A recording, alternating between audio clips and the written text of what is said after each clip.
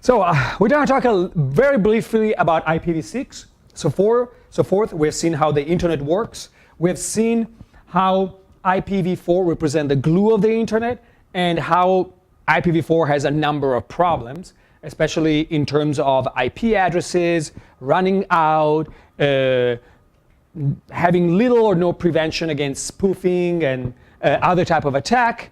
And so people came out with a new version of the protocol. So they moved from 4 to 6. Fundamentally, this addressed the shortage of IP addresses, the different way in which we route them, and always they want to fundamentally solve the problem that right now it's solved with netting, so that you can have a number of actual IP address behind one single public IP address. And all this, one important thing, as we will see, is they use very large addresses. With 128-bit addresses, you have a lot of IP addresses. And of course, if you remember, when MS-DOS came out, somebody said, oh, nobody's going to need more than 640K of RAM. And that, of course, was proven wrong. So who knows? Maybe we will find a way to exhaust 128-bit addresses, but at least by that point, I think that the network technology would have changed considerably, and we will think of networks probably in different ways. And the IPv6 header is very simple. There is the classic 4-bit version, sets to 6. There is traffic class, which was the type of service in the old packets, flow labels that are used to tag packets, the payload length, and then this next header which tells what is the following header. So the IP version 6 as a set of can have a number of headers one after another. So every header would just point to the next one. And you have the hop limit, which is similar to the time to leave, to prevent packets from getting into eternal loops in the network. And of course, you have these two gigantic 128-bit source and destination addresses, which help a lot in not exhausting the IP space. And of course, we have IPsec. IPsec is a set of extension or header extension which have been designed to work with both IPv4 and IPv6. This is important to know. Of course, they're sort of more, if you want, more native for IPv6, but fundamentally provides authentication and confidentiality, and as we will see, supports the virtual private network concept, where you can have, if you want, two sort of like networks talk across the internet without revealing their internal traffic, but these two networks will appear like one single network internally. And we will talk for a second about it. Few basic concepts. There is a concept of security association. So when two hosts are talking to each other, they need to specify a set of parameters. What algorithms are we going to use? What specific authentication mechanism, how we encrypt, how we validate, what integrity checksum we're going to use, and so forth. And so each IP datagram has a security parameter index. This is part of the HA and ESP extension. The two extensions are the authentication header, which is used fundamentally to provide integrity and authentication, but not confidentiality. And there is the encapsulating security payload that is actually providing authentication and integrity and confidentiality. Okay, so it's sort of a combination of the two. You can see this is authentication header. Fundamentally, there is this secured parameter index. There is a sequence number that prevents replay attack. And then we have the authentication data. And your encapsulating security payload, similarly, there is sequence number, the security parameter index, and then you can see that there is also some authentication data. So the payload will be encrypted, and the authentication data will add not only confidentiality, but also authentication and integrity. And there was some confusion. Initially, they intended AH only for authentication, ESP only for confidentiality, and the combination of do for all of them. There was a question? Yeah. Yeah, go ahead. So, I think authentication at layer level isn't some sort of risk in case, like WPA is broken. I mean, it's username. We'll get to that today. Yeah. It's username implementation. You can change that. You can change that in clients. Correct. And that's the end of the story. Not the disease. For that particular vulnerability, the crack attack. Yeah. Yeah. What do you do if this implementation is broken? Well, the cool thing is that the implementation here doesn't really matter because the authentication header and the ESP do not mandate a certain algorithm. Okay, it's like OpenSSL. They're saying, well, we're gonna determine the security association is exactly created so that we can say, oh, we were using WEP. Oops, that's broken. Let's switch to AES. And that's how. So that's a very good point because in the design of a protocol, if you do not embed flexibility for the type of algorithms they're going to use, especially in crypto, most algorithms eventually eventually are found to be broken in certain ways. So you always have to plan for change when you design these protocols. It's just a standard, of course. It's like IPv4. Yes? Could you do a man-in-the-middle attack to force it to fall back to a less secure protocol? Not with IPv6, because once you are you either playing IPv6 or not playing IPv6. So, but what you outline is a common attack, which is a downgrade attack, where it can happen with SSL. Whenever you have this security association in which you choose certain parameters, you can always say, hey, what if I force in some unexpected way to downgrade the security? So it can be a downgrade that brings it from AES to a crackable WEP, but in the most dramatic case could be something that you're able to downgrade it to no encryption. So that is a very common technique in these security protocols, and it is definitely something that can happen. It's difficult to, in this case, since it's a IP level protocol, you cannot really downgrade IPv6 to IPv4. But in other situations, you can. So some flaws were found in the composition of the two. So right now, fundamentally, as I told before, the authentication header is used if you only need authentication and integrity, while the encapsulating security payload is used if you need, in addition to that, also confidentiality. Also, there are two modes on IPv6. There is transport mode. Transport mode is the mode that we are familiar with. That means that we take the payload, that can be a TCP or a UDP packet, we put it as the payload of an IPv6 datagram, and you're using host-to-host communication. I put, if I need to, the authentication header or the ESP, and I send it to the host. The host receives, verifies or decrypts according to the security parameter index and extract the TCP packet, or can be done in tunnel mode. So in tunnel mode means that they take the original IP packet and they put that as the payload of another IP packet, which is then encrypted and so forth. And at the receiving end, the packet is extracted from the payload and routed on the other side. And this is very useful, for example, if you want to have, imagine there are two hosts far away on the internet. Typically, imagine that you have an office in London and you have an office in Santa Barbara. You want these two offices to see the machines in the two offices like one big network.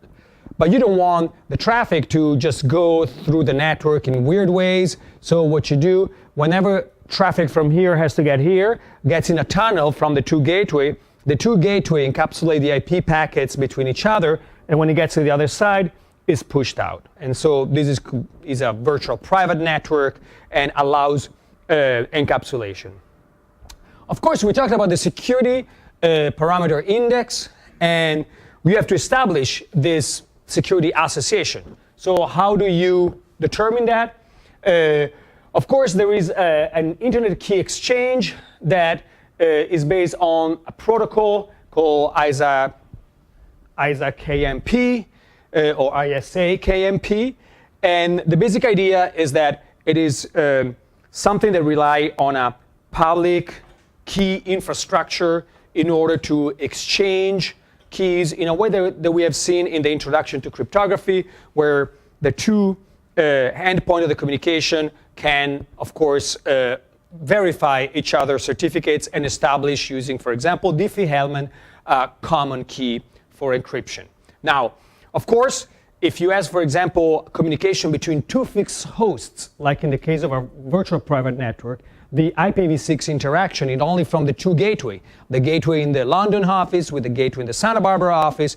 In that case, you can set the parameters manually and have them use those parameters, meaning, shared secrets and things like that. Of course, IPv6 is not, completely empty of security risks. It is far better in terms of security than IPv4, especially, of course, only if you use the security headers so that you can protect communication. One problem that it's happening is a problem due to the transition. So we had IPv4, and now we have IPv6. In 1983, we were able to move to the TCP/IP protocol on January 1st. They do and they reboot the internet. Nowadays, that's not really possible. They cannot switch to IPv6 like that. And so we have a mix of IPv4 deployment and IPv6 deployment. Now you have a lot of tools, like security tools, analysis tools, that are able to understand IPv4 and reassemble communication over IPv4. But sometimes these tools are not able to handle IPv6. And so if a target network offers IPv6 traffic capabilities, an attacker might send its attack or his or her attacks through IPv6 in order to prevent detection. Okay? And this is, of course, changing as more people adopt IPv6. Network tools have to actually catch up and be able to handle that particular traffic. In general, if you're interested in IPv6 attacks, we're not going to talk a lot about those, but there is a paper that is fairly recent published in the workshop on offensive technologies in 2014 that does a very good survey of a series of problems. So this is IPv6. Let's switch to a more interesting topic, which is wireless networks. We are used to, yes? On the IPv6, if the packet is encrypted, does that mean it couldn't be scanned by like a firewall or something? Correct. Like a virus? Correct. It will be only managed by the end host. Absolutely. So in wireless networks, you, of course, exchange communication over the radio. There is a bunch of different standards. There are, the whole family is known as the 802.11 set of standards. You have the initial standards that are up to 2 megabit per second that has been extended to, of course, go at a higher rate and provide more bandwidth. And it has been extended in multiple ways. And today we even have the Y-gig or the high gigahertz band that provides multi-gigabit bandwidth for station. The 802, oops, sorry, I don't know why it does it. The 802.11 data link layer is similar to Ethernet. So addresses are in 6 octets, like you see on the internet. Of course, the media access is different. If you remember with the Ethernet physical thing, you could actually put something on the wire, listen to yourself, and look at the levels on the wire, and realize if the stuff that went out was corrupted or not. On wireless, it's much more difficult because, unfortunately, you have stations that all have different levels of signal. And so, for example, if you are talking to multiple machine, a machine that is close to you can have a signal that would make the remote host look like noise.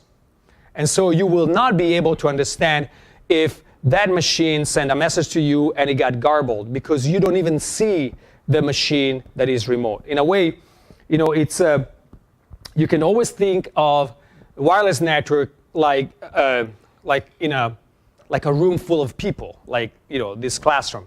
If the classroom is silent like now, even if I speak very slowly, you all hear. But if there is a little bit of noise and everybody's transmitting, suddenly I have to use, I already speak very loudly constantly, I know that. But I have even to speak louder. And if you have to speak to him, you have to speak even louder. So there is this a balance between strength of the signal that can create situations in which you cannot talk to a far station. So fundamentally, the approach that is used here is this carrier sense multiple access with collision avoidance. And the basic idea is the station waits for some kind of no activity. Then there is a little random amount of time that you wait and then start sending, and then wait for receiving an ACK from the access point. And if you not receive a valid ACK, then that means that either the ACK was lost or the first packet was lost. Then you wait a random amount of time and you do it again. There are some features in the protocol that are like ready to send, clear to send, CRC checksum. Sometimes in the packet there is even sort of like an indication of how long is the estimated time that is needed for transmission, and all the little details that improve the reliability of the concept. There are two modes of operations for wireless network. The ones that we're mostly familiar with is the infrastructure mode. And in this case, there is an access point, and there is stations that connect to the access point and start transmitting. And there is an ad hoc mode. In this case, there is no access point, and fundamentally, every single station participates in a communal network and acts as a router. Now, infrastructure mode is very familiar to us. It's very simple to understand. Ad hoc mode is a lot more interesting from a research point of view. And in fact, if you look at wireless research in routing and security, the ad hoc part is a lot more emphasized versus the infrastructure part, mostly because it has more challenging problems. Imagine a network where everybody can connect and suddenly be a router. Remember, we have all these IP delivery system, and suddenly somebody can be a man in the middle by just being a man. He doesn't have to be a lot of in the middle in order to have route traffic to them. You can also play with different aspects depending on how you do ad hoc. You can present yourself as the shortest route to everybody and suddenly suck all their traffic. So there is a lot of research that goes into developing secure ad hoc networking protocols. We will not see a lot of it, but it's definitely something that if you're interested in this type of protocol analysis can be very, very fruitful. But let's look at what is most common out there, which is infrastructure mode. We have different type of frames. So we have management frames, so frames that are used to manage the communication. For example, we have authentication frames that we'll see either you have simply are used to welcome people into open networks or are used during an actual authentication procedure. You have de-authentication frames. These are fun for games. You connect to a network, you start de-authenticating people through spoofed packets. Suddenly, everybody falls off the network. That's very common. Association request response frames, where you associate it with a specific IP. Disassociation frame. Beacon frames, where access points actually send out information. I'm here if somebody wants to connect with me. And probe and request response frame that are actually used by stations to make sure if they're a beacon for a specific with a specific name in the vicinities. You can have also control frame. We talk about the ready to send, clear to send frames and ACK frames, and of course frames that have actual data. So let's talk about first with the associations. So we have these clients, we are your laptop, your phone, your watch, at least these days, that associates with an access point. The access points are defined by an identifier called the SSID. And when a mobile station enters the range, it connects to the access point with a certain SSID that has the strongest signal. And it makes sense. When I talk to somebody, that's what your cell phone does, continuously scans the network to find the antenna or the station that has the strongest signal, so you can provide the best bandwidth possible. And so periodically, the station actually scans for possible new access point that are getting close to you. Usually, in mobile networks, it's you that by moving physically get closer to an access point. But of course, in many situations, you can have other things that happen, and the access point could get closer to you. For example, you can have an access point, you mount it on a drone, you bring it close to somewhere, and suddenly they associate into that, and think about the possibilities. MAC access control list, sometimes I use to regulate who can access and who cannot access. As we already know, MAC addresses are easily spoofed. So, but we will see that this is sometimes important. With an open network, usually there is an access point that just sending beacons out. SSID say, oh, this is UCSB secure, UCSB wireless web, I don't the various thing. And this guy asks for an association request. This sends an association response, done. No password, no authentication necessary. In most cases, if it's a closed network, in most cases, if it's a closed network, means that, for example, the SSID is not continually broadcasted.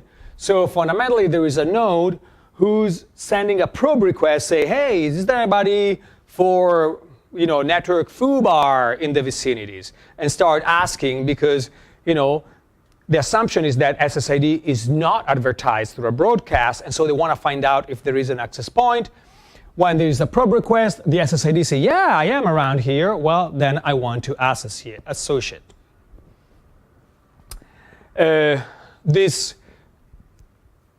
type of communication could be completely open, and initially was completely open. Of course, the problem in that case is that you can sniff anybody's traffic. You can see everything. The wireless, the radio environment is the ultimate sniffing environment. You can just listen and you get all the traffic of at least whoever is next to you, right? And so very early, they provided ways to ensure that you could see only the traffic that is relevant to you. And this traffic is, of course, the traffic sent to you plus what? Oh, I'm not sure. I had a question. Sorry. Yeah, okay. Plus? All broadcast. Oh, broadcast traffic. Thank you very much. So they have to have, a way to make sure that you can see only whatever is sent to you plus, things like ARP broadcasts and things like that.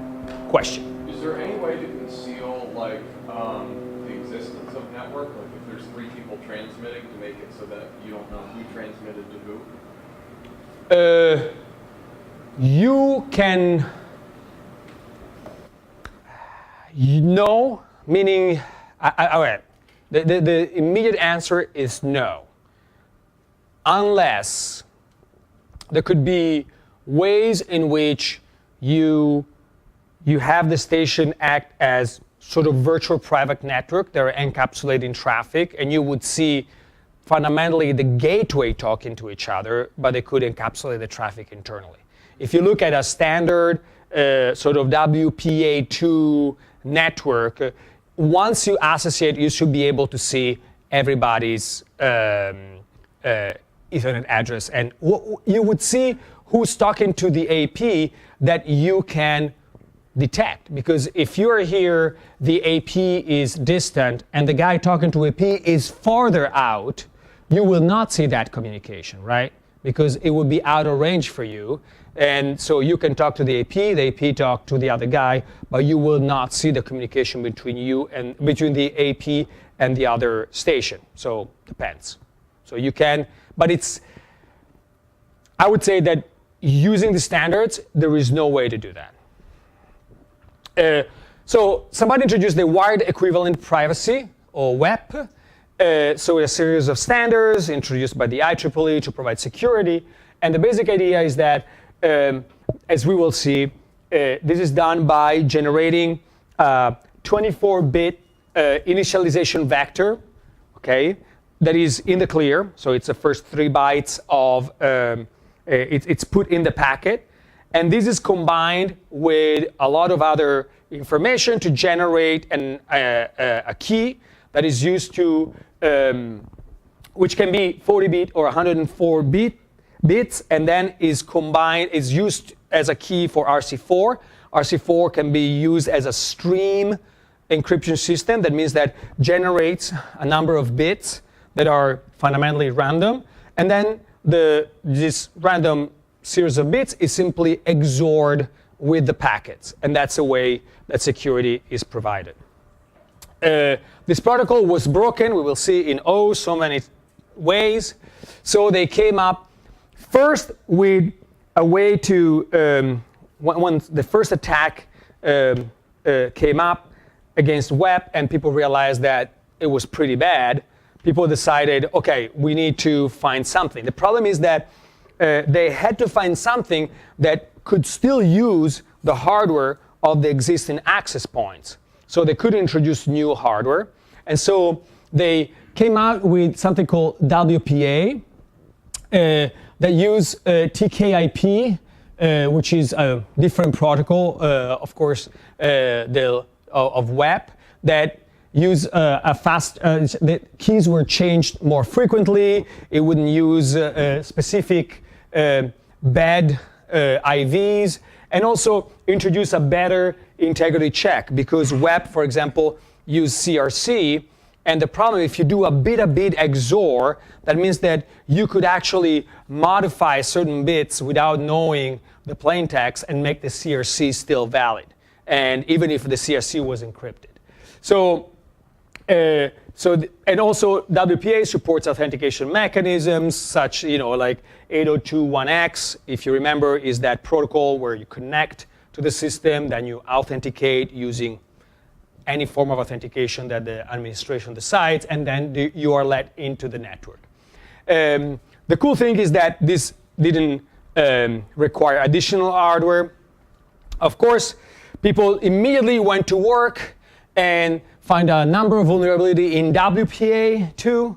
And so people say, okay, WPA with TKIP is not really working. And so it was actually deprecated in 2009. And now we have WPA2, which is the evolution of WPA, which is better, requires new hardware. So it gave people time to upgrade their devices so they can do better.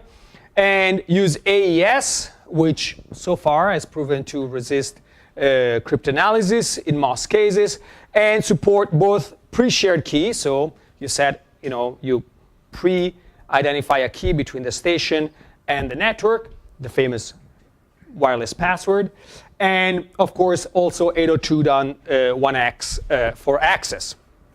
Great. So we will see now some of the attacks against wireless network. Of course, as I said before, one obvious attack is sniffing, so the ability to access any traffic. Another interesting is how you detect closed networks. So if networks are not advertising, how can you actually see if there is a network there? We will see some injection attack. You can do denial of service, man-in-the-middle attack. And we will see some of the WEP attacks that have been through the ages, which are interesting because they, once again, it's very hard to find WEP protected networks these days. You can find them. If you look around, there are still some WEP protected network. I have no reason to, I have no way to understand why, but it is a fact. If you war drive around, you will find some stuff like that. But it's fundamentally obsolete. But it's interesting to see what happened. So we talk about sniffing.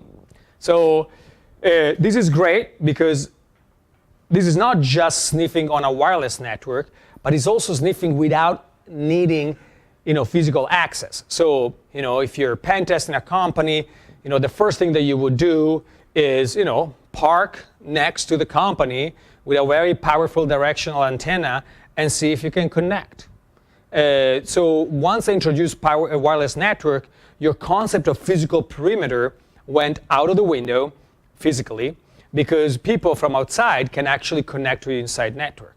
The concept of port security, where you actually need to plug something within the wall of the company, is largely gone. And even when you use encryption, you see the source and destination MAC address. So one thing that you can do, you see the MAC address of the access point, you see the MAC address of two people involved in the communication. In fact, if you look at 802.11 frames, they have three addresses: the source, the destination, and the access point. So you go to the access point and say, please, I am this guy. This guy means this Ethernet address specific source. Please, access point, give it to this other station. And so you can start collecting all these frames and, of course, impersonate whoever you want to whoever you want. And, of course, this can be used to bypass MAC address control. So if you're on a wireless, say, oh, I only allow these specific MAC addresses, that might prevent your 8-year-old son from connecting to the wireless of your office, but that's pretty much the level of protection. And of course, you can always use the access to perform traffic analysis.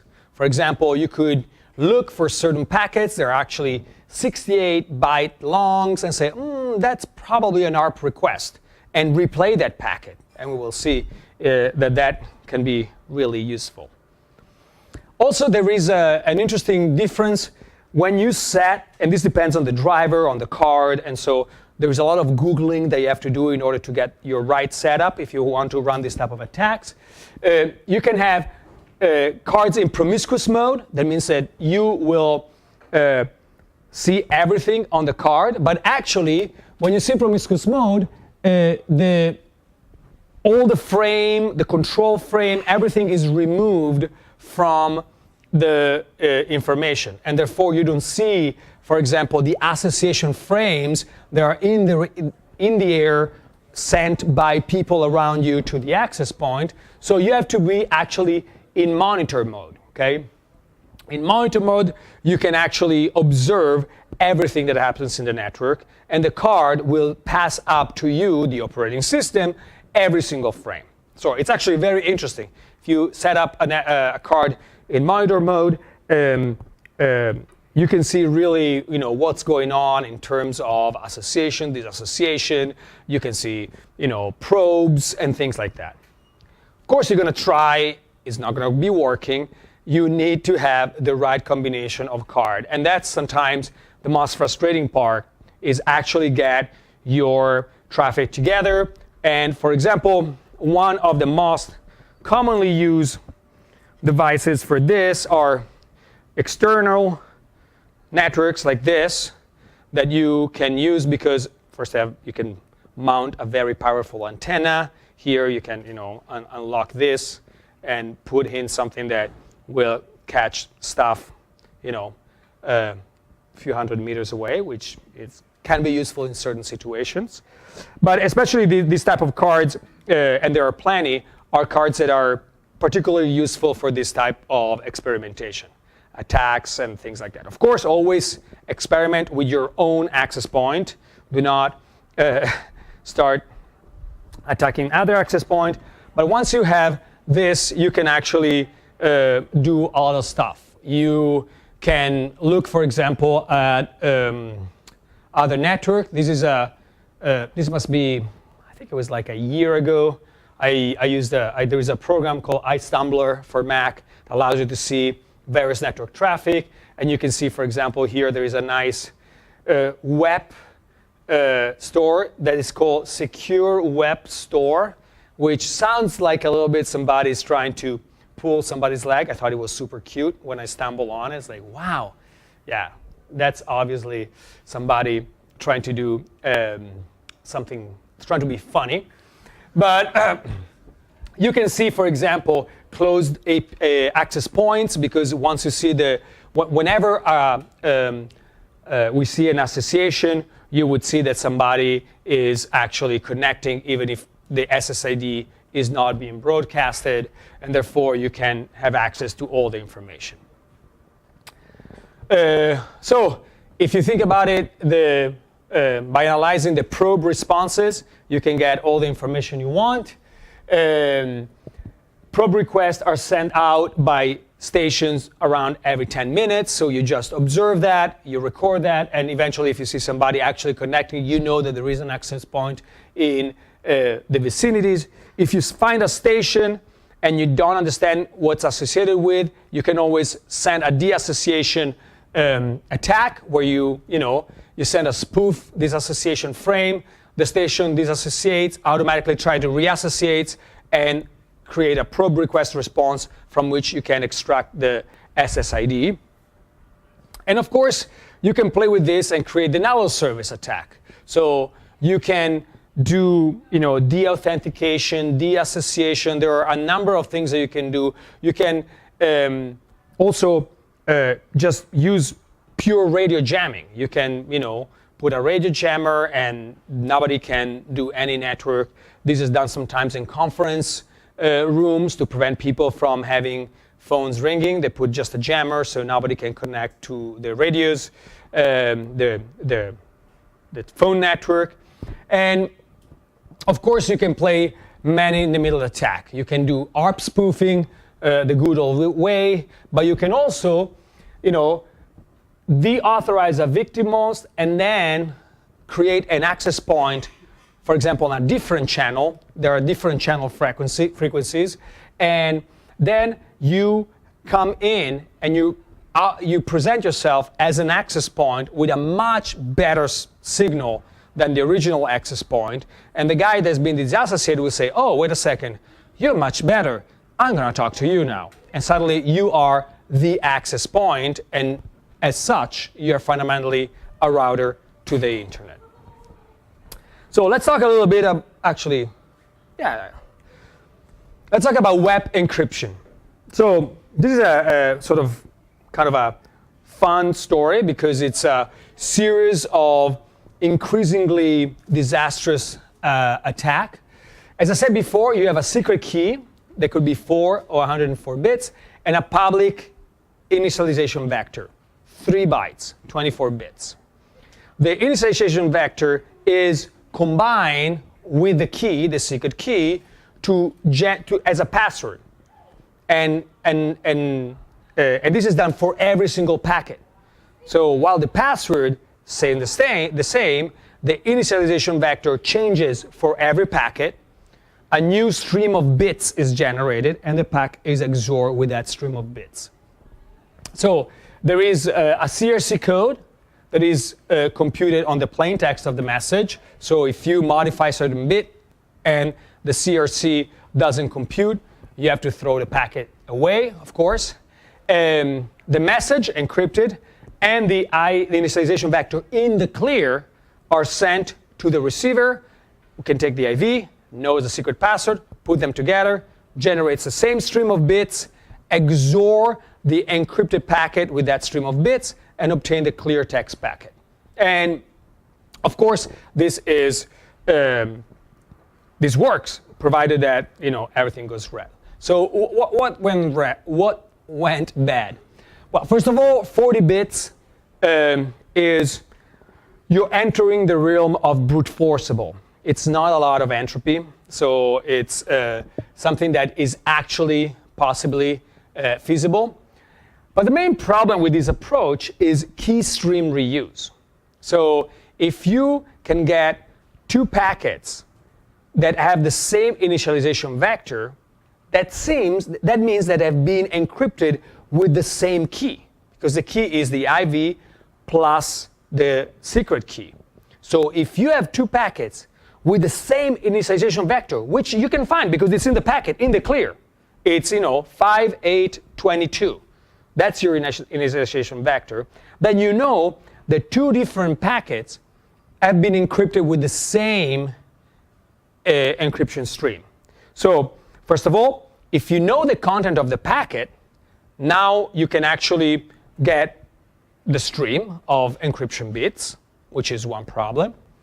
If you have two packets with the same initialization vector, you can XOR them with each other, and as a result, you will obtain the XOR of the two messages, unencrypted. So if you have something encrypted with a stream and something else encrypted with the same stream, and you XOR them, the two encrypted streams will nullify each other, and you will have the XOR of the two plain text messages. Okay? And so that is, of course, not what you want, because the entropy of that message can be very, very low. You can have English text. You can do a lot of cryptographic attacks against them. And of course, if one of the messages, I say, is known, you can get this information. And this was particularly bad because there was a very simple way of authentication called the share key authentication mechanism that would be like this. You want to associate? You want to authenticate with me? Prove me that you have the password. It's like, how do I prove you have the password? OK, here's a number, 55. Send it back to me encrypted. So the station would generate an IV, combine it with the key, and encrypt 55. But now you just observe that, so you know that it was encrypted 55. And now you have a valid stream of encryption. Why is it important to have a valid stream of encryption? You haven't broken the key. You only know that this initialization vector combined with the key will generate this series of bits. Why is this useful? Yes? Is that a known plain text attack? No, it's not. Because well, to a certain degree, actually, yes, because you know that that is a known plain text, and so you can just extract the stream of bits that has been found out. So what can you do with this? Any takers?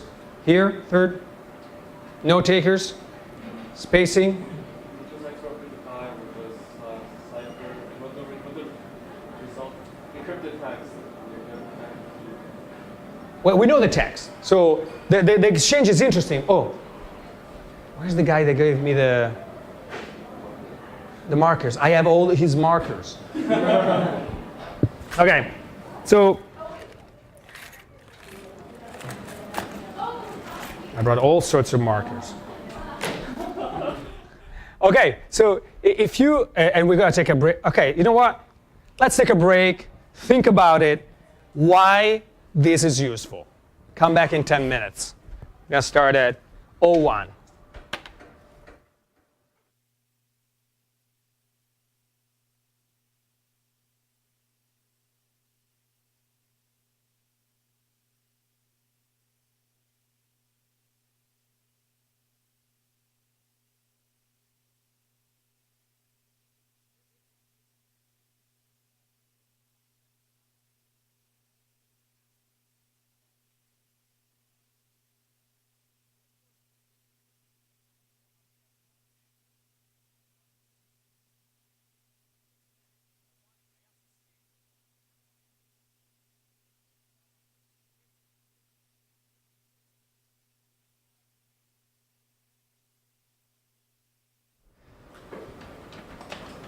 All right, I like this. So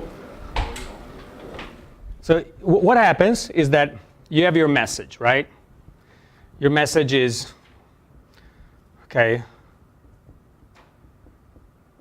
something like that. And then you get your initialization vector, you take the key, you put together in RC4 as a key, and this spits out, some random looking stream of bits. You do the XOR of these two together, and you get the frame out, which is another, sorry, I cannot go here. Bear with me, ... 1. They're not all ones, hopefully, but that's how it works. Everybody understands this, right? Okay, so now I know that this is 55. Maybe it's a lot longer, but I assume that it's 55. Now, okay, if I can only observe this, okay, if I look at the encrypted message here, I don't know what this is. The only thing I know is this, because what is sent out is actually the IV plus the encrypted stuff, okay? The initialization vector, or nonce, or whatever you want to call it, is in the clear, so I know it, right? So I see somebody say, this is the station, this is the guy, and this is like, okay, here 55. And you have to send back 55 encrypted with a key K that is shared between the two. By doing this, you prove that you know the key. You just encrypted 55. This is bad because since I know the plain text and I know the encrypted text, because this is XOR, okay, now suddenly I can extract this. Is that clear? Is that clear? Good. Is it clear? Very good. So now that I know this, wait, I have multicolor. We're going to go crazy today. So now I know this. So why is that important? Yes? If it's deterministic, I surely do hope so. Otherwise, all the encryption is broken. So if you put the same key, the same stream of bits will come in. Otherwise, on the receiving end, they would not be able to decrypt, right? Yeah. So deterministic for sure. If you know the generation algorithm, which is RC4, and you know the ID, so you can generate the key from this, right? And then you can. Well, if you see what has been generated in terms of bits, okay, you can now go back to learn this, right? You can't. You can check if IV is reused. You can check the IV reuse, but I could do that in every case because the IV is public, so I don't care if I know what is the encrypted text here or the plain text. I always have the IV, so that's regardless of this attack. You can always see the IVs and you can always find out if they're reused. Come on guys, think about it. Yes? Now that you know the stream, if you see a repeated IV, then you can just XOR the ciphertext to get the original message, right? That is correct. So, very good. So if I see a new message and I know that it's been encrypted with this, I can XOR with it and then I can decrypt the message. Very good. One more. Yes? Can you brute force the key? No. You can, but brute forcing, they won't help you much here knowing this particular thing. You know a valid stream of bits. Can you do a replay attack? Close? No, I mean, we can always do a replay attack. You can always send this twice. Like you ask the AP to like send a D association or something like that, which you know will cause havoc, and then you reply back with the encrypted, and then you can send it to. Yes, but that's not the problem here. Come on, jump. Maybe, I don't know. We have the XOR of M1. And Correct. One of the M1. Yeah. Encrypted message of 50. So this is your M1, and you know it. You know the encrypted text, and because the guy sent it to you in the clear, encrypt for me 55. You demonstrate that you know the key, but encrypted 55. Now you have a sample, you have a ciphertext, and the text that was encrypted, and you know that they're using XOR. So you can XOR one with the other, and you get the stream of bits. What do you do with the stream of bits? True, if you see a repeated IV, you can decrypt the code. And that's why making the IV not repeating is really important, as you will see. What else?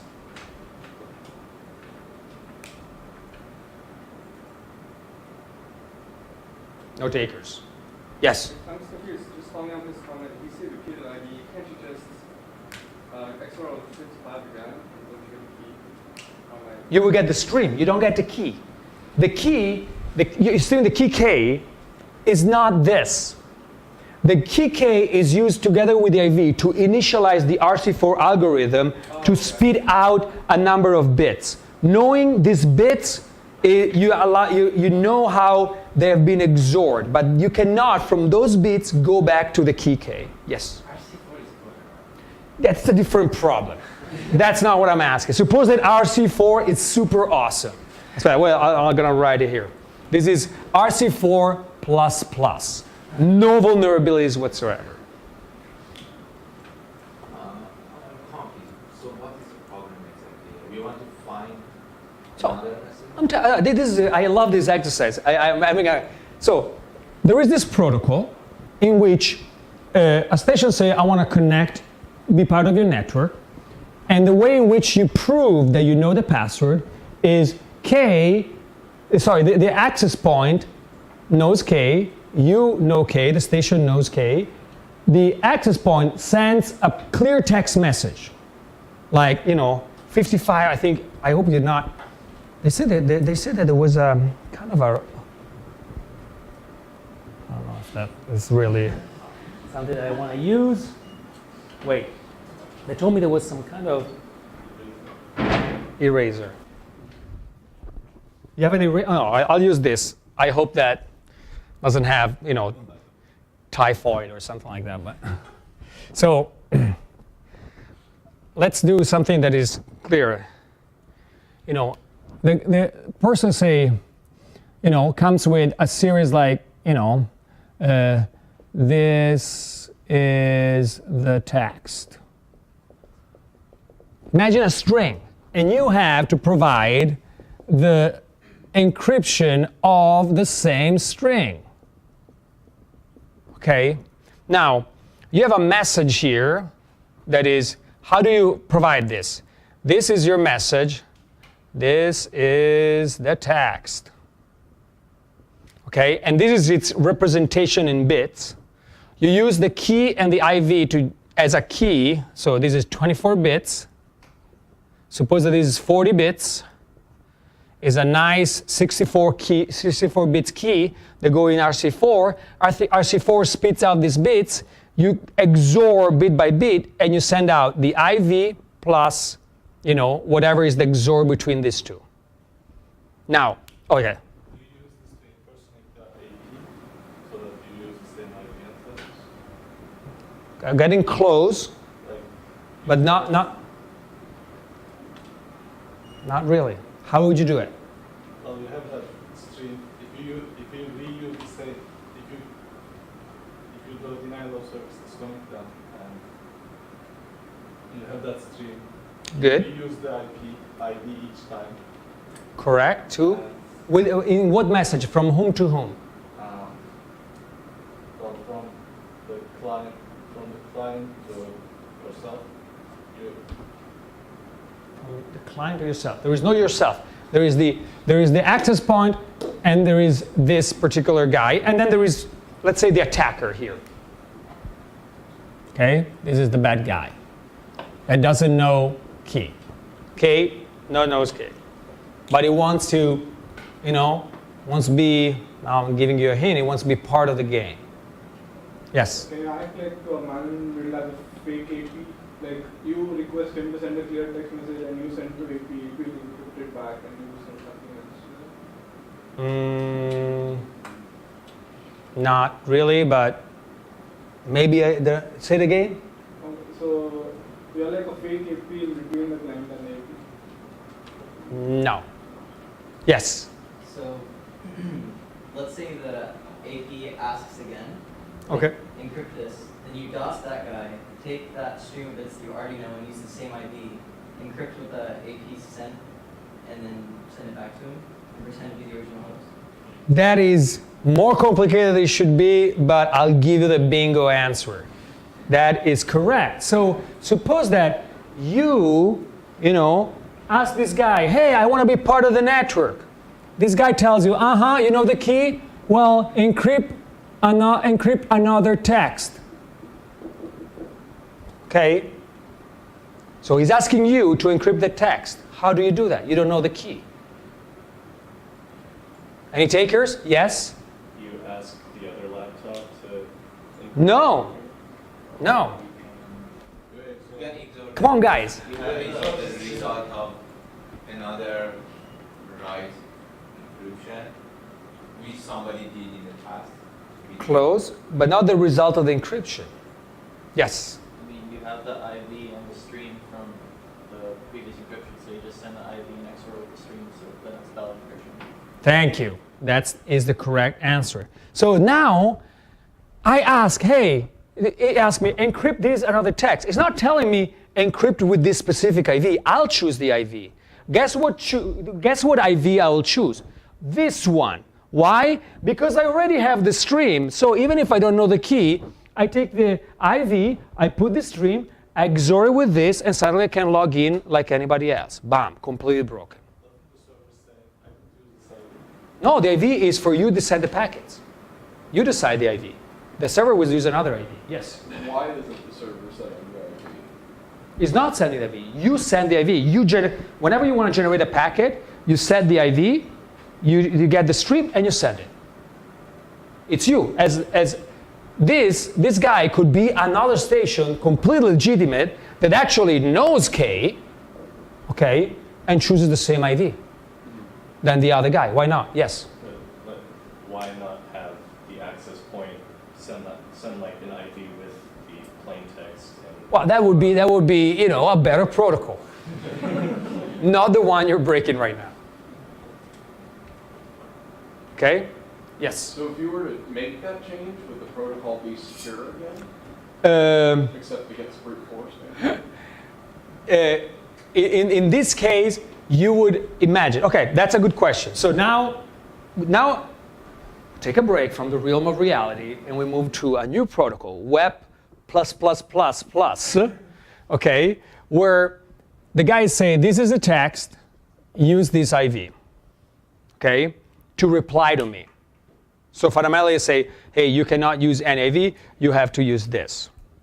And now, you have to do this. Can't do that anymore because you observe that IV, but, so how do you attack this?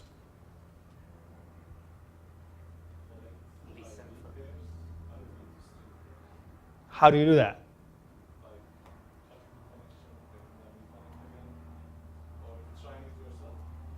Thank you. Okay? This bad guy is like, oh, I want a lot of this stream. You can either observe a lot of them, you can disconnect this guy and make it reconnect a bunch of times. You get all the IV that you want, and then you can connect and say, why can you do this? How many times do you have to do it? 2 to the 24th. Is that a incredibly big number? It's 24-bit of, at this point, it will be a 24-bit key that you have to break by just the association this guy, and observing all that. So it becomes actually feasible. Okay? Good job. Yes? Can you just explain the original attack and why it works again? I didn't follow the whole thing. Okay, so let's go back in the, yeah. So I'm gonna take this away because it's gonna be, of course, confusing at this point. So imagine that this station wants to access this access point, and they pre-share a key.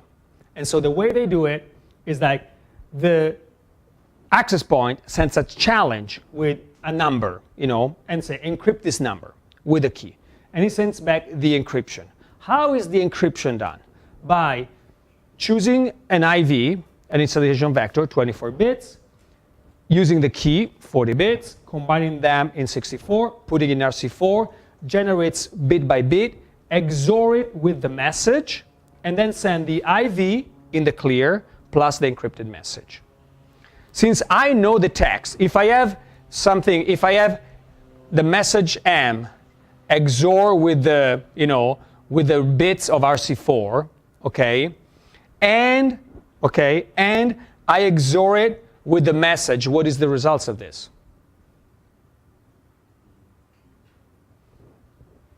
It's what? Thank you, B. So I know the bits that are being used for encryption.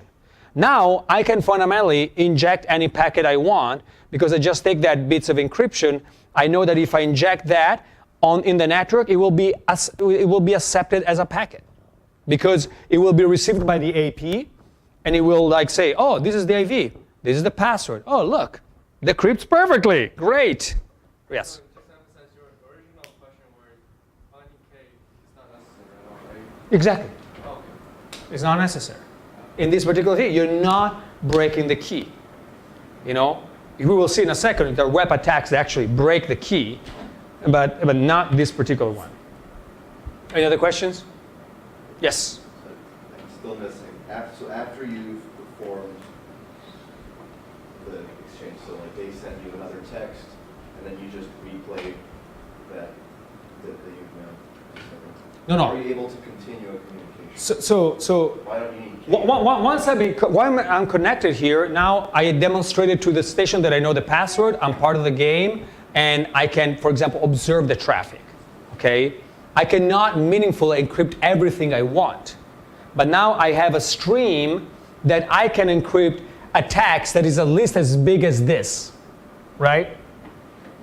And the details, your power depends on how long the stream was, and so you can only do certain things. And in fact, for example, how would you deal with this? You know, this is the text. Now I can encrypt with this stream of bits that I know encrypt, but how do I inject my packets? They're too big. I have only, suppose that you only have, say, 800 bytes, and you're framed like 1500. What do you do? What is it? No, then you cannot generate the stream anymore. You have one stream. Can you partition the data frame? How do you do that? I want smaller data frames. I have to fix, I only have 800 bit of data. Yeah, like you do the IP fragmentation. IP fragmentation, ding, ding, ding, ding. That's the way I want you to talk, to think, not talk, think. Also talk, but especially think. So I have only 800 bits. How do I send these packets? My packets are 1500. Oh, I give up. No, you have fragmentation. Suddenly you have smaller packets, and you have a valid stream cipher. Throw it in. Okay? Questions? Yes. So the adversary, they can impersonate the other person, right? They can send valid encrypted messages, but Yes. if the server responds to them, they can't necessarily read that they can't decrypt it. Correct. So whatever damage they do has to be done in a one-way direction. They can't have Absolutely. back and forth communication. Absolutely. You can inject packets, but you cannot play around. You don't know the key. So, but as we will see, this could be a building block. What if I can generate a packets that generate more packets? Okay, so that I can do stuff, and I will get to that. But that was a very good observation.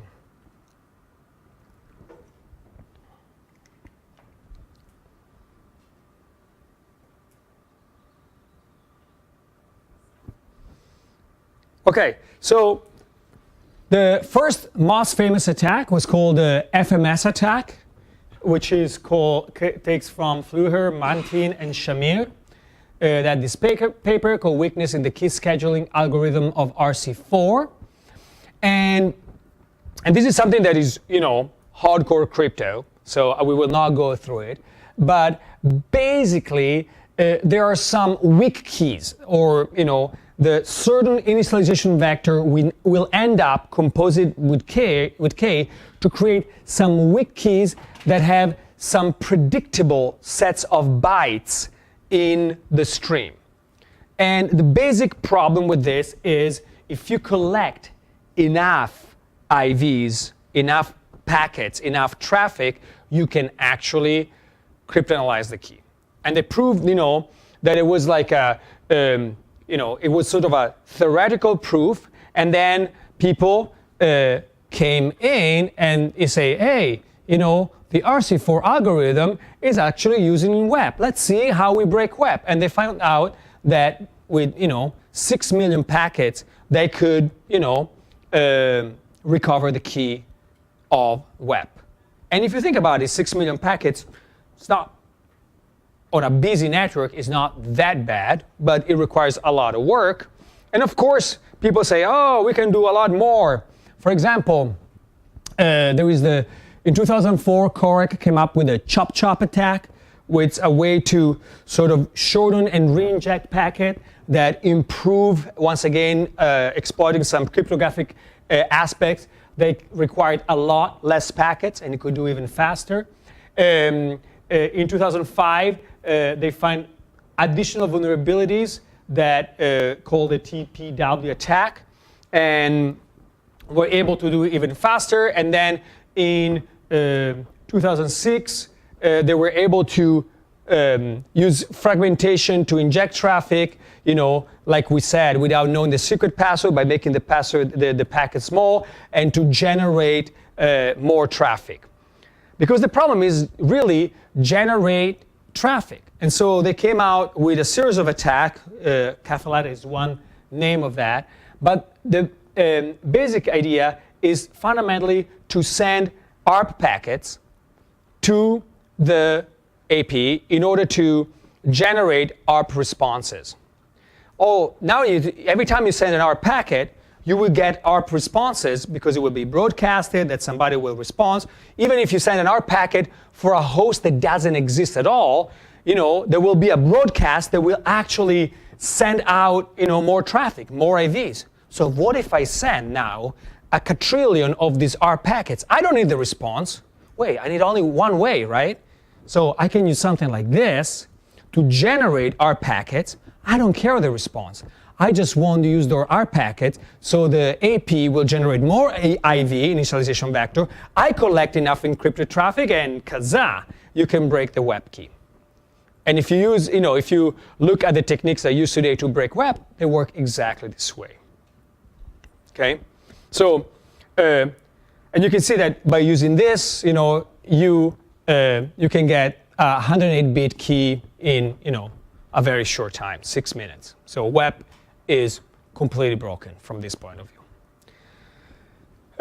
What do you do about WEP? Well, fundamentally, you stop using WEP, because if you look at the countermeasures, as an exercise, you can go in closed mode, so you don't send beacons out. You're secret, so nobody's know. But if somebody's really after you, they can wait until somebody associates to the AP, and then you're game over. So it's not very useful.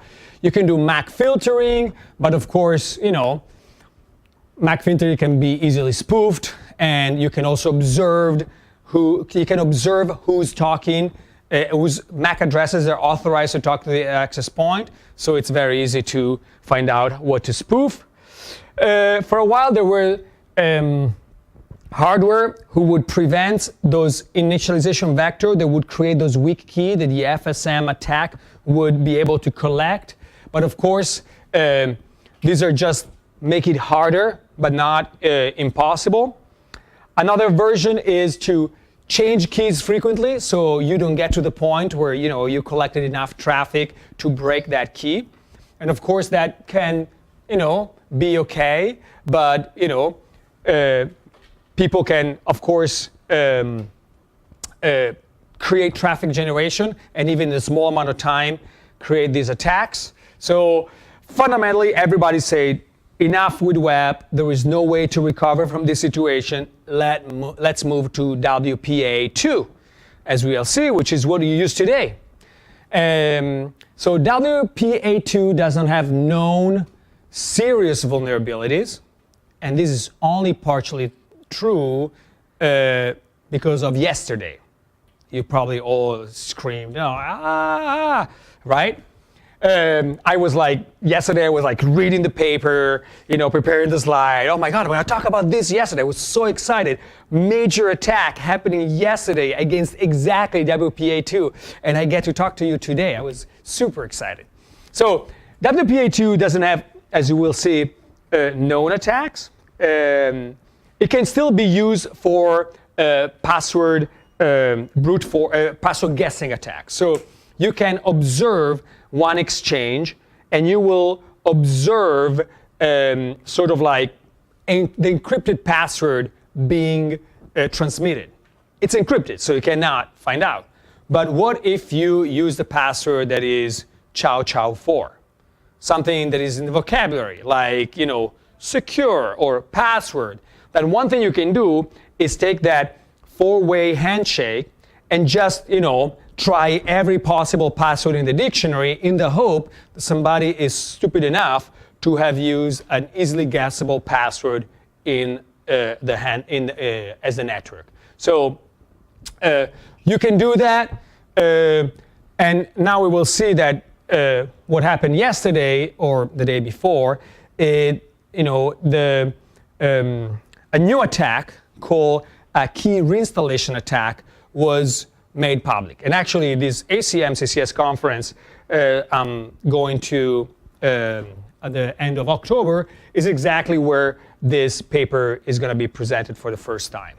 And so the idea is actually very interesting, and it's called the crack attack. The idea is that the attacker operates as the man in the middle. So let's assume that it is able, the attacker is able to really filter every message between a station and an access point. Okay, and if this is done, one way to do it, as we said before, is to have a strong signal being on another channel, de-authenticate the client, and make sure that the client attacks to us.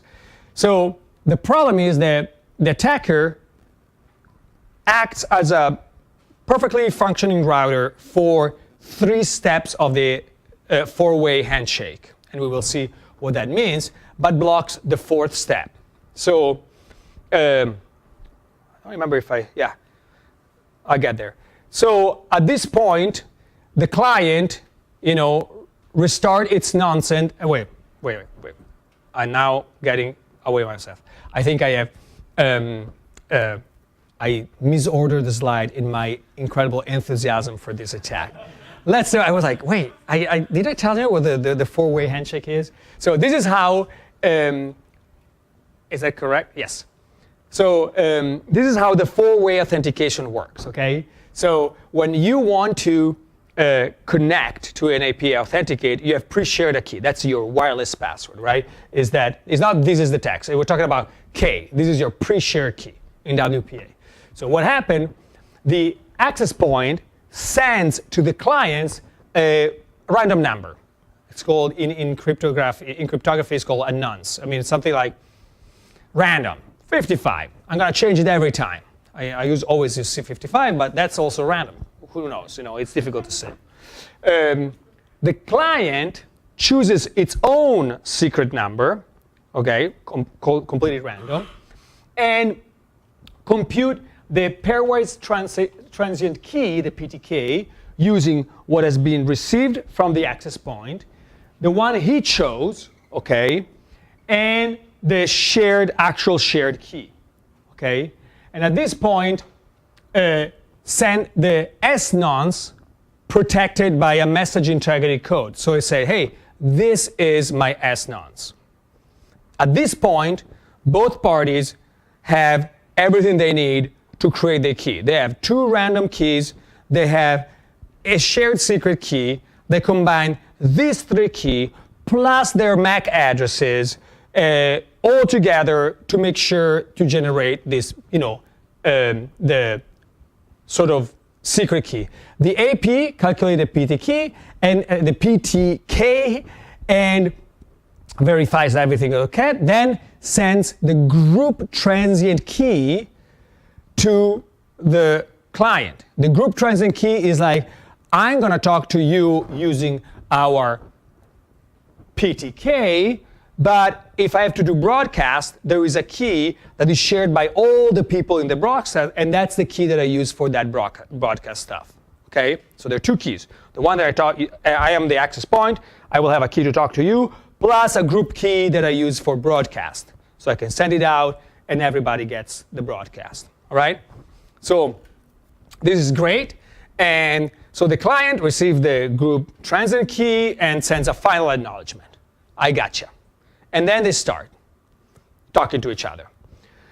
The thing is, let me just, since we have a little bit of time, yes. So imagine that, I should have a picture, I just realized.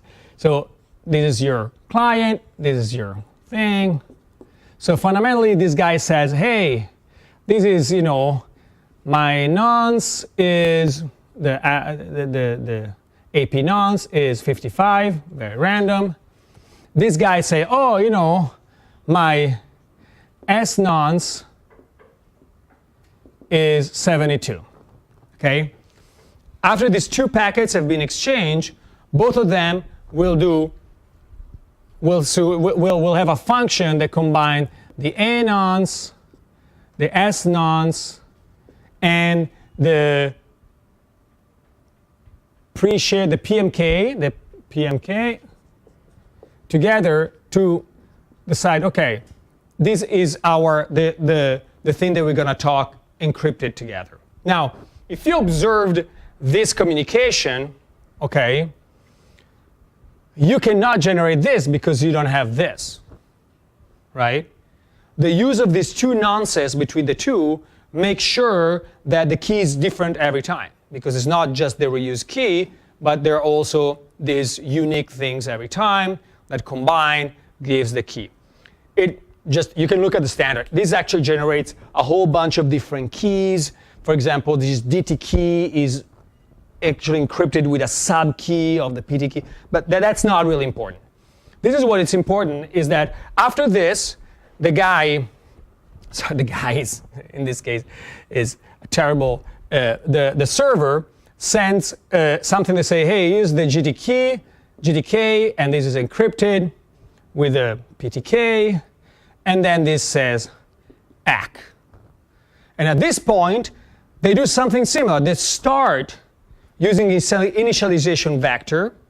WPA2 use AES, so not broken system, so RC4+++ in our example. And so this guy say, okay, I'm gonna start with IV equals 0, and I start sending you stuff. And every packet, I will do IV1, IV2, IV3, IV4, IV5, and so forth, and stream. The cool thing is that some people actually wrote a formal proof that showed that this is correct. Okay? And the formal proof says, hey, there is no way that somebody who observes this can participate in the encrypted conversation afterwards. They prove it mathematically, in theory, so it's correct. You cannot break it, okay?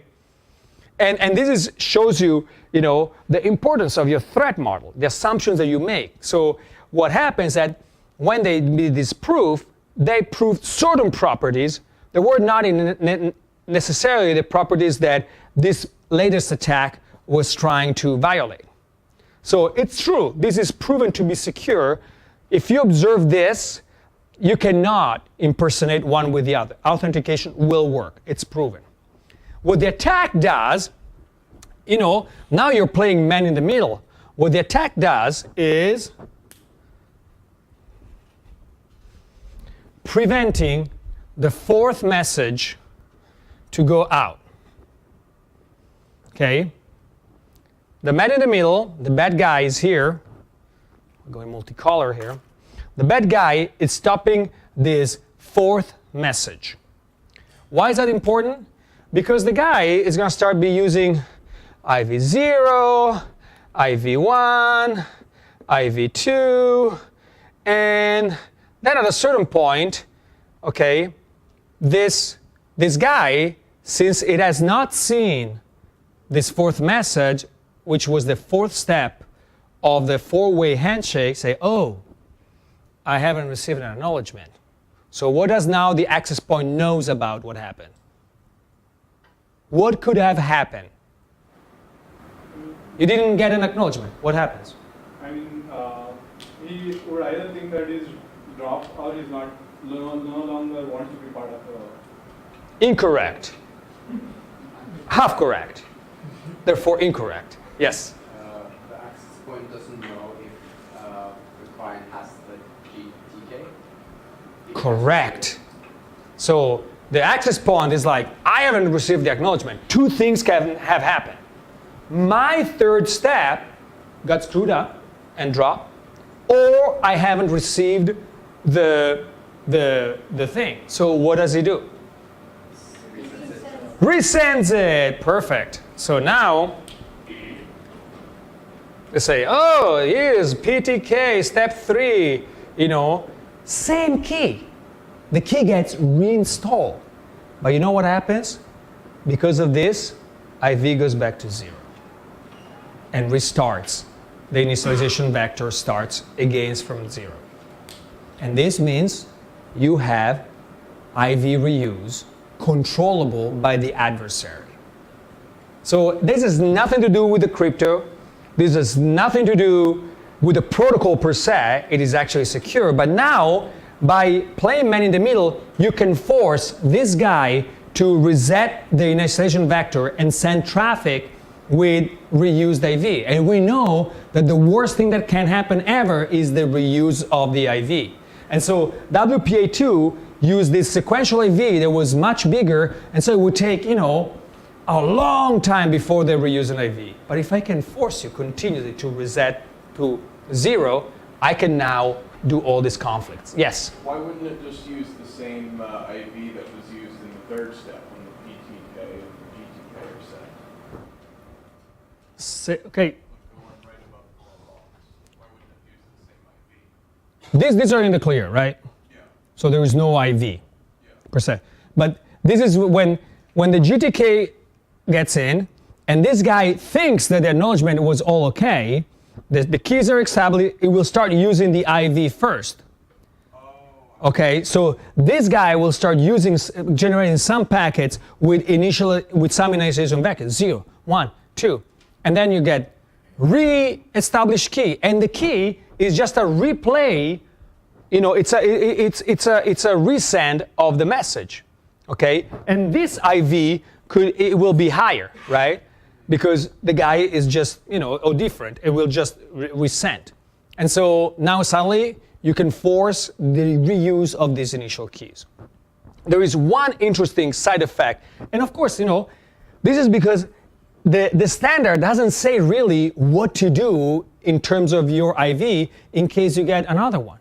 So that proof that proved that the authentication works correctly did not take into consideration the actual state machine associated with these two parties. And therefore, they didn't realize, hey, I can force fundamentally the IV to be resetted. And now, I suggest you read the paper. Yes? Why aren't the IVs random? Very good question. Okay, so you can, and in fact, in some cases can be random. In this case, you will not be necessarily vulnerable to this attack. With a sequential IV, you make sure, if you don't have this problem, you make sure that you don't have conflict. Generating random number can generate conflicts, right? Because now you have random, but now you have to have a great random number generator that will generate every possible number with the same identical distribution and never repeat one. So either you remember all the IV that you sent before, which is a pain, or you have to, have a great number generator. But if you have something from 0 to the limit, and you don't have this problem, well, then you know that you never, repeat that particular IV for this particular this particular association. Then you talk to somebody else, you start with 0 again. But it's going to be different A nonce, S nonce, and everything else. Okay? So this is the cool. Do you have a question? Yes. About the scheme, so the man in the middle blocks the fourth step of the exchange and then waits for the AP to resend step 3. Why can't he just impersonate the AP and send step 3? Because he's already observed it. Because actually the step 3 is going to have, the resend is going to have a different initialization, a different packet counter. but that's a good point. It could do that too. Depends. So it depends on, and this is another part that is interesting in the attack, the detail. There are some implementation that will, because the third packet could be at that point completely encrypted. So there are certain implementation that accept an unencrypted packet at step 3, and certain others that will not accept an unencrypted packet at step 3. So in all these different ways, there's small variation. And I was saying, I suggest that you guys read the paper. It's an interesting read. I had to rush it on a boat yesterday to be able to come up with this explanation. But there is another twist to the story, is that IEEE suggests that once you stored in memory these keys, and they suggest once you stored in memory and you set up your material, be sure that you reset that memory, you override that memory with zeros, so that a memory examination attack will not disclose the key. Because of the way in which this is implemented on the client, okay, when there is somebody's sleeping, or do you have a phone, or no? Yeah. Okay. You look really like you were looking at a phone, but you're not. Great. Sorry. Then I'm completely wrong. You just got extra credit, and it doesn't happen very often.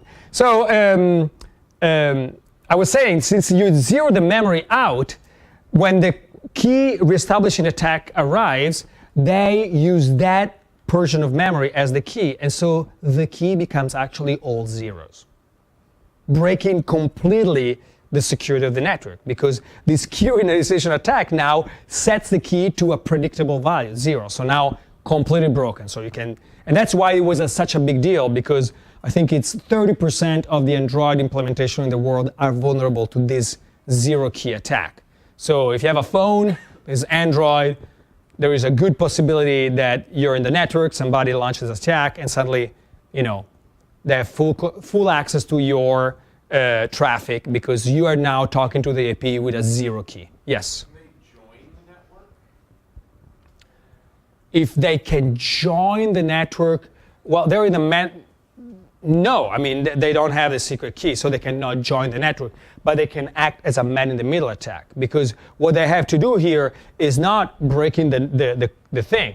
They're just observing the traffic and blocking or letting things through, or maybe replaying in certain variation of the attack. But what all they care is this IV collisions. That's all they care, because now with the IV collision, of course, they can use the stream for injecting packets and so forth. Okay? Awesome. Thank you. One question. Is the pre-shared key derived from the password answer when I log into? Correct. The password that you set on the access point, that's the pre-shared key. That's what you use when you set up your access point. You probably have an access point at home, which use WPA PSK, pre-shared key. You write something, and the key is derived from that. All right? And I have just one simple comment, just because it's something that is part, if you want, of the hacker culture. Of course, there is something called war driving, which is associated with wireless networks. You drive around and you try to connect to as many access points as possible. You map them with GPS. There is even, or there used to be, a competition of DEF CON that you would go out in Las Vegas, and the one that would come back with the most mapped access point would win the competition. Okay, and the rule is that you cannot go farther, than a particular street in Las Vegas. And this was like where, I don't know the shape of Nevada. It's probably like this. This is Las Vegas. You could not go beyond a certain line to collect this thing. And one of the winners one year just drove to LA, and got all the access point there, which was of course on the left of the line, and won the competition. But this is just a funny note. It is something that some people enjoy doing. It's funny. How do you detect people that do this? If you're completely passive, you cannot do it. in a science fiction thing, you could actually try to triangulate the position by using, if they connect to you, you can use the strength of the signal to actually triangulate where the person is. Nobody really cares. The best way to protect yourself from people trying to connect to your networks is actually to have good encryption and the updated software of the client. To solve this problem, the only thing is to update your software. I'm sure that in a couple of days, you will have an update for your Android phone that fixes this issue and everything will be done. There was actually some controversy because OpenBSD knew about this thing and silently, fixed this before yesterday. So you can read it on the internet. There is a lot of flames and drama. Let me finish. So this finishes all our network sort of analysis and security. I know there's some concept we went through fast, some a little slower, but I think that at this point you understand what are the basic issue in shared medium attacks, multi-hop attacks, what are the protocols that you're going to be playing with, and I hope that this is going to be useful for you in the future.